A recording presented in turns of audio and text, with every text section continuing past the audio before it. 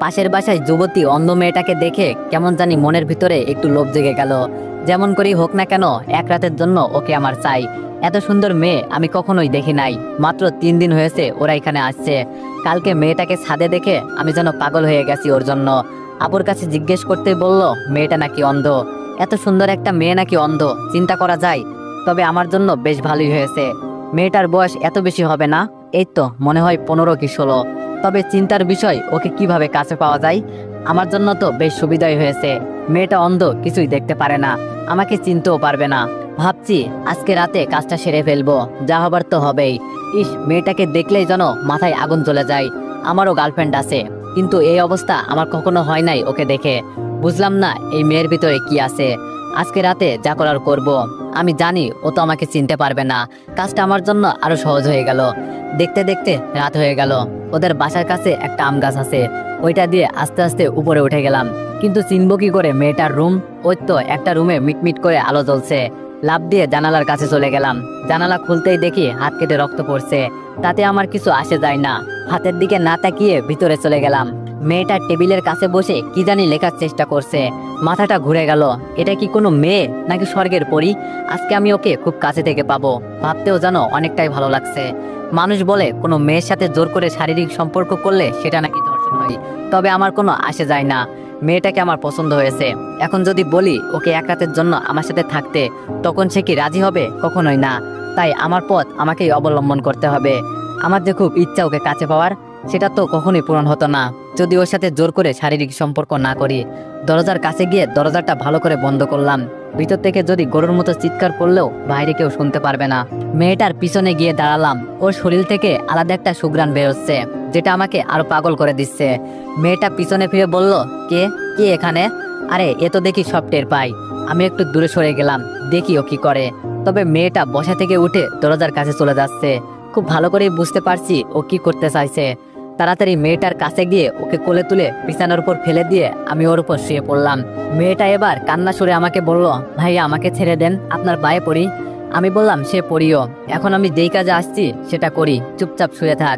মেয়েটা এবার চোখের পানি ছেড়ে দিয়ে ছটফট করতে করতে বলল, আপনি আমার ধর্মের ভাই লাগেন, আমাকে ছেড়ে দেন, আমি একটা অন্ধ মেয়ে, আমার এত বড় সর্বনাশ করবেন না। মেয়েটার মুখে হাত দিয়ে বললাম, তোর এত কথা শোনার সময় আমার নেই। ওড়না দিয়ে ওর মুখ বেঁধে দিলাম। মেয়েটার কাপড় টেনে টেনে খুলে ফেলেছি, কিন্তু অবাক করা বিষয় ওর চোখ দিয়ে শুধু পানি পড়ছে। বুঝলাম ওর দিকে তাকিয়ে থাকলে মায়া লেগে যাবে আমার। আমি আমার মতো কাজ করতে লাগলাম। সব শেষ করে উঠে টি শার্ট গায়ে দিতে দিতে ওর মুখের বাঁধন খুলে দিলাম। শোয়া থেকে উঠেই মেয়েটা পায়ে লাথি দিয়ে আমাকে দূরে ফেলে দিল। কুত্তার বাচ্চা, আমাকে অন্ধ পেয়ে ধর্ষণ করলি না? এর ফল তুই পাবি।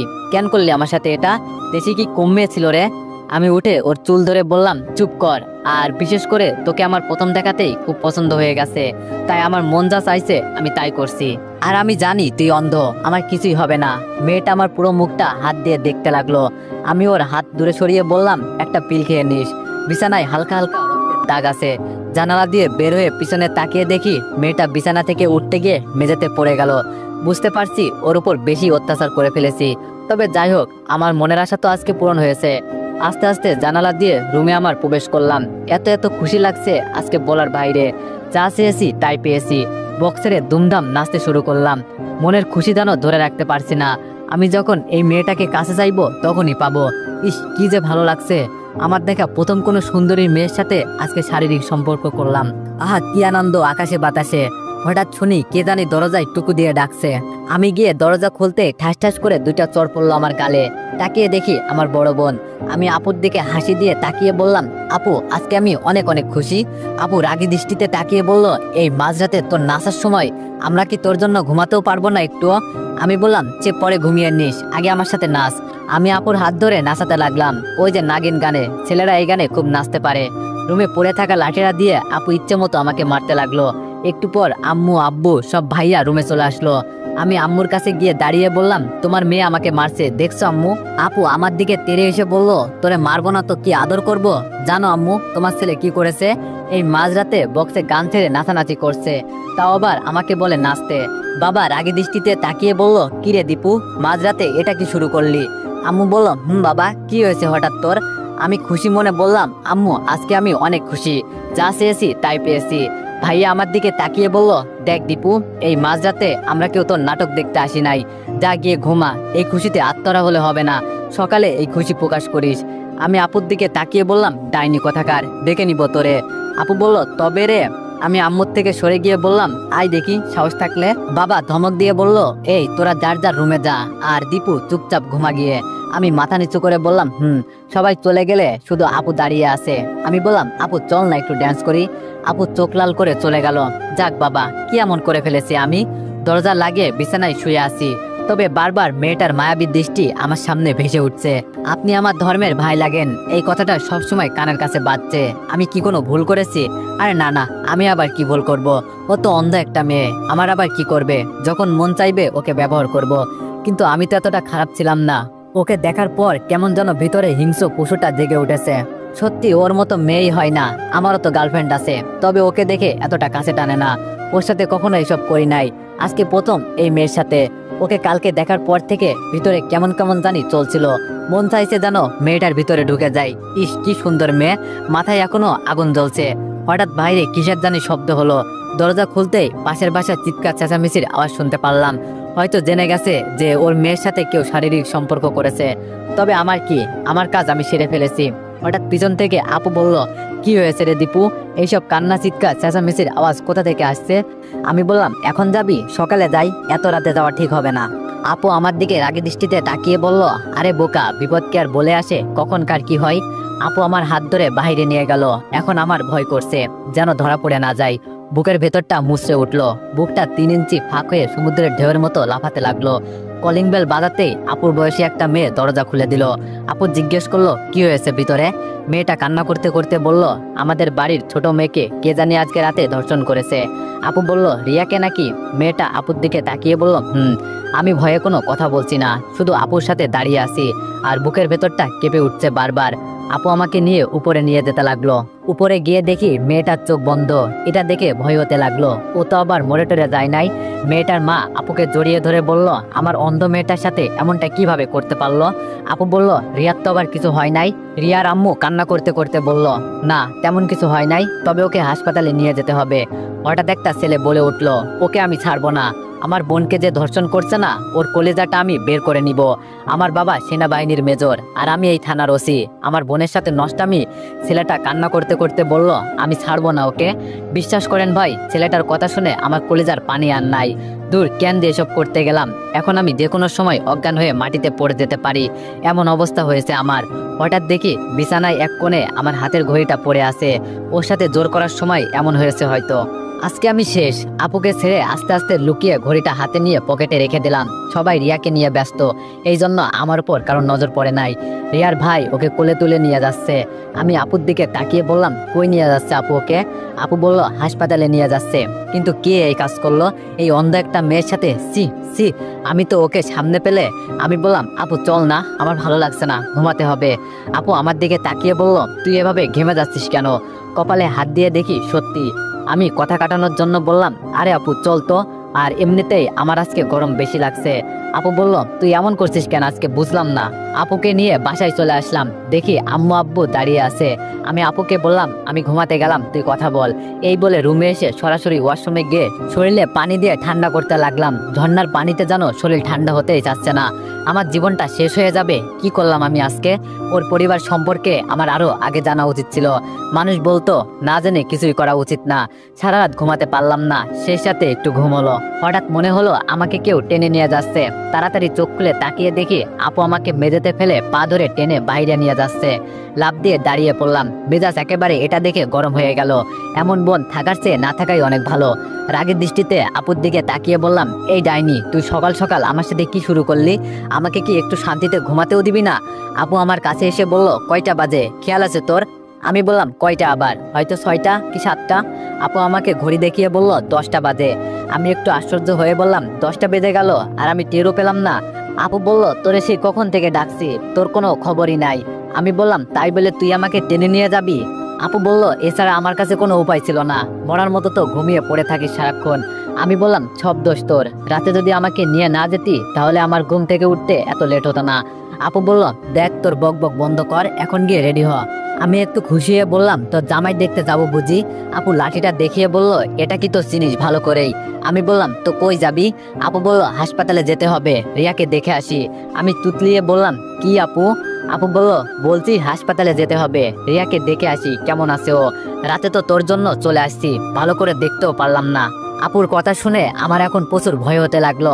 হাসপাতালে গেলে যদি ধরা পড়ে যাই। রিয়ার ভাই প্রচুর চালাক, রাতে যেভাবে আমার দিকে আর চোখে তাকিয়েছিল বাবা, তখনই আমার খুব ভয় হয়েছিল। আপু আমার চুলটা টান দিয়ে বলল, কিরে কথা বলছিস না কেন? আমি ভয়ে ভয়ে বললাম, আপু তুই যা, আমার একটু কাজ আছে। আপু বেশ কিছুটা রেগেই বলল, আমি তোরে বলছি না রেডি হতে, যা গিয়ে রেডি হ, এত কথা বলিস কেন? আমি আপুর একটা হাত ধরে বললাম, আপু আমার না একটা বন্ধুর সাথে দেখা করা লাগবে, তুই বরং ভাইয়াকে নিয়ে যা। বড় কথা হলো যে কোনো মূল্য হলেও আমাকে এই বিপদ থেকে বাঁচতে হবে। জীবনের সবচেয়ে বড় ভুল করে ফেলেছি। এখন মনে হচ্ছে যদি এই বিপদ থেকে বাঁচতে না পারি, জীবনটাই বরবাদ হয়ে যাবে। একটু খুশির জন্য কি না করলাম আমি। আপু আমার চোখের দিকে তাকিয়ে বলল, তোর কি মনে হয় ভাইয়া আমার সাথে যাবে? ও তো সারাক্ষণ ওর হবু বউকে নিয়ে পড়ে থাকে, নইলে কি তোরে বলতাম আমি? এবার আমার কপাল দিয়ে রাতের মতো ঘাম ধরতে শুরু করবে বুঝি। কি এক বিপদে পড়লাম, আপু আমাকে নিয়ে যাবেই, এটা খুব ভালো করেই বুঝতে পারছি। বাঁচার মতো কোনো রাস্তা নেই। আমি বললাম, আচ্ছা আপু, তোরা হাসপাতালে দিয়ে চলে আসলে হবে। আপু বলল, দেখ ভাই, আমার মাথা গরম করিস না, নাইলে রাতের মতো। আমি আর কিছু বললাম না, জানি আপুর সাথে আমি পারবো না, তাই সরাসরি ওয়াশরুমে ঢুকে ফ্রেশ হলাম। রেডি হয়ে বাইরে এসে দেখি আপুর হাতে খাবার নিয়ে দাঁড়িয়ে আছে। আমি খুব খুশি হয়ে বললাম, আমার জন্য এত কষ্ট করার কি দরকার আছে আপু, আমি নিজেই তো খেয়ে নিতে পারতাম। আপু আমার দিকে অগ্নি চোখে তাকিয়ে বলল, এইসব তোর জন্য না, রিয়ার জন্য। আর চল এখন, এমনিতেই অনেক দেরি হয়ে যাচ্ছে। আমি বললাম, কিন্তু আপু আমি তো কিছুই খাই নাই। আপু বলল, পরে খাবি, সকালে উঠলি না কেন, এখন চল। আমি আম্মুকে ডেকে বললাম, দেখো না আম্মু, তোমার মেয়ে আমাকে মেরে ফেলতে চাইছে। আম্মু রান্নাঘর থেকে বলল, বিতুর সাথে যা, আর আসার সময় রেস্টুরেন্ট থেকে কিছু খেয়ে আসবি। রাগ করে বাইরে চলে গেলাম। বাসায় একটা চাকরের দাম নেই আমাকে, মন চাই মাঝে মাঝে নিরুদ্দেশ হয়ে যায় কোথাও। একটা রিক্সা নিয়ে হাসপাতালের দিকে রওনা দিলাম। যত কাছে যাচ্ছি ততই যেন বুকের ভেতর দুকানিটা বেড়েই চলেছে। মনে হচ্ছে যেন এবার আমার সাথে বড় কিছু হবে, আপু আমাকে ধরিয়েই দিবে। ওর জন্য আর পারি না, শুধু আমাকে বিপদে ফেলে। কি করি এখন? হাসপাতালে এসে আপুর পিছনে পিছনে যেতে লাগলাম। ভিতরে গিয়ে দেখি রিয়ার ভাই বাইরে একটা বেঞ্চের উপর বসে আছে, চোখ মুখ একদম লাল হয়ে গেছে। মনে হয় সারা রাত ঘুমায়নি, নাকি আগে এমন হয়েছে কি জানি। আমার তো ভিতরে একদম মনে হচ্ছে যেন প্রাণটা বের হবে হবে অবস্থা। রিয়ার ভাই একবার আমার দিকে তাকিয়ে দেখলো। আমি মাথা নিচু করে আপুর পিছনে হাঁটতে লাগলাম। বড় কথা, কোনোভাবে ধরা পড়া যাবে না, বা কারো চোখে সন্দেহ জাগানো যাবে না, নইলে জীবন শেষ। ভিতরে গিয়ে দেখি রিয়ার আম্মু রিয়ার সাথে কথা বলছে। এটা দেখে একটু ভালো লাগলো আমার। যাক, ওর তো আবার কিছু হয় নাই, মনের ভিতরে একটু সাহস জাগলো। তবে রিয়াকে হাসপাতালের বেডে দেখে নিজেকে একটু অপরাধী মনে হচ্ছে। আন্টি আমাদের দেখে প্রশ্ন করলো, তোমরা কেন আসলে মা এখানে? আমরাই তো একটু পর চলে যাব। আপু আন্টির কাছে গিয়ে বলল, কি যে বলেন না আপনি, আমাদের পাশের বাসায় থাকেন আপনারা, আর এই অবস্থায় আপনাদের পাশে থাকবো না আমরা? আর তাছাড়া রিয়া তো আমাদের ছোট বোনের মতোই। রিয়া ওর মায়ের হাত ধরে বলল, কে এসেছে আম্মু? আন্টি রিয়ার হাতের উপর হাত রেখে বলল, পাশের বাসায় তো রিয়া আপু আর ওর ছোট ভাই। আপু রিয়ার আম্মুকে বলল, আন্টি আপনি যান, এখানে কিছু খাবার আছে, খেয়ে আসুন, আমি কিছুক্ষণ রিয়ার পাশে বসে আছি। আন্টি আপুর দিকে তাকিয়ে বলল, না মা, তোমাদের কষ্ট করতে হবে না, আমাদের দেখতে এসেছো এটাই বেশি। আমি বললাম, আরে আন্টি সমস্যা নেই, আমি আর আপু এখানে কিছুক্ষণ আছি।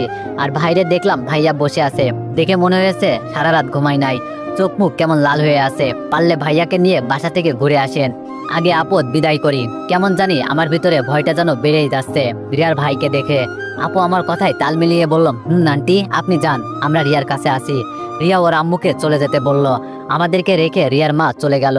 হঠাৎ আমার রিয়ার উপর নজর পড়লো। কি ছিল রিয়া? আর এক রাতে কি হয়েছে? মুখটা একদম শুকিয়ে গেছে, চোখের নিচে কালো দাগটা পড়ে গেছে। ওর চেহারাটা কি ছিল আর কি হয়েছে? সব আমার জন্য হয়েছে। নিজের উপর এখন নিজেরই ঘৃণা হচ্ছে। এইসব করার আগে একটু চিন্তা ভাবনা করতাম। এত সুন্দর একটা মেয়ে, আর এক রাতের মাঝে কি হয়েছে? আপু গিয়ে রিয়ার পাশে বসলো। রিয়ার আপুর হাতটা ধরে বলল, ভালো আছেন আপু? আপু রিয়ার হাতটা মুঠোই করে বলল, তোমার এই অবস্থা দেখে কিভাবে ভালো থাকি বলো? কি করে তোমার সাথে এমনটা করতে পারলো? জানো, তোমার এই অবস্থা দেখার পর আমার অনেক খারাপ লাগছে। যদি আমি নিজের কাছে ছেলেটাকে কাছে পাই না, নিজের হাতে হত্যা করব। আমার মনে হয় ও কোনো ভালো মেয়ের সন্তান হতে পারে না। ওই কথাই আছে না, এইসব কাজ কারা করে?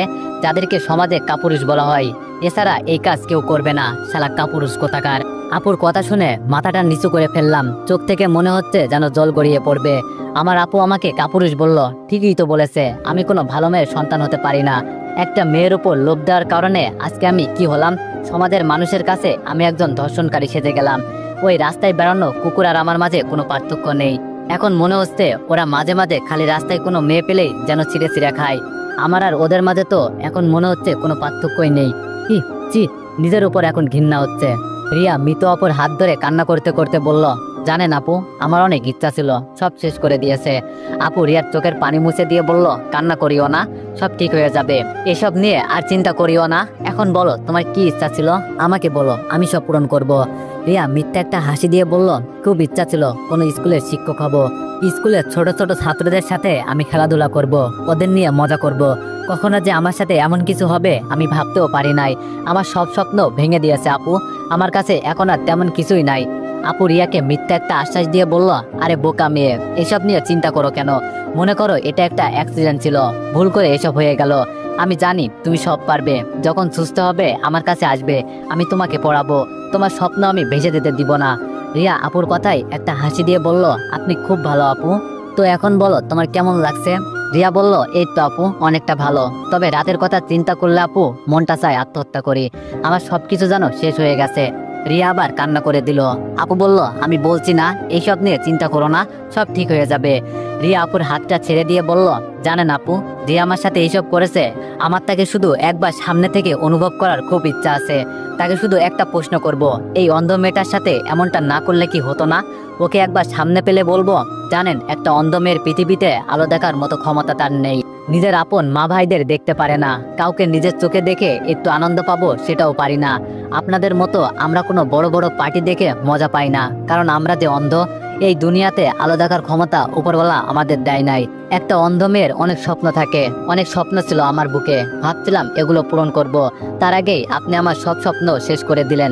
জানেন আপু, ও আমার এই অন্ধ হওয়ার সুযোগটা নিয়েছে, আমাকে বলে গেছে তুই তো আর দেখতে পারিস না। তো এভরিওয়ান, তোমরা অনেকেই দেখতেছি গল্পটিতে বাজে মন্তব্য করতেছো, তো তোমাদেরকে বলি ফার্স্ট পার্ট দেখেই কেউ বাজে মন্তব্য করবেন না, আগে পুরো গল্পটি শুনুন, তারপর না হয় যা ইচ্ছা তাই করেন। আর শেষ পর্যন্ত শুনে যদি গল্পটি ভালো না লাগে তাহলে আমাকে আনফলো প্লাস আনসাবস্ক্রাইব করে দিয়েন। ধন্যবাদ।